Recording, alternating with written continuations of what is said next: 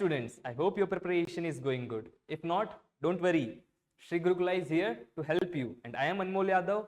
I will be your physics and mathematics mentor. I am an NEET graduate. So bring out your books. Let's make your preparation stress-free. So our next question is total surface area of a right circular cylinder having radius r and height h.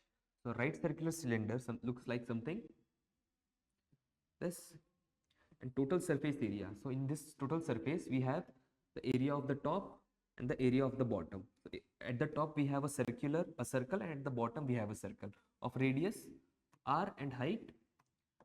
Height of the cylinder is h. So top has a radius r and bottom has radius r. So in total surface area of cylinder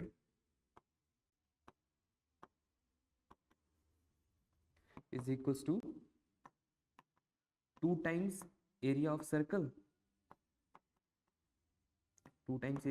plus this area of this curved cylinder. If we will open this cylinder, we will get a rectangular sheet.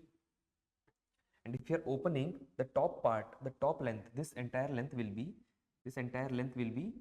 2 pi r, that is circumference of the circle. And this length after opening is actually the height.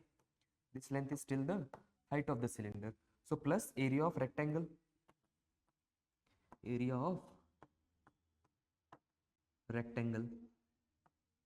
So 2 times area of circle, 2 times pi r square, plus area of rectangle is length into breadth. So it's 2 pi r into h. So you can see 2 pi r is common in both of them. So 2 pi r will get r plus h. This is our total surface area of cylinder, 2 pi r into r plus h. So correct option will be D option. I will be back soon. Till then, keep practicing. This is Anmol Yadav from Sri Gurukula signing off.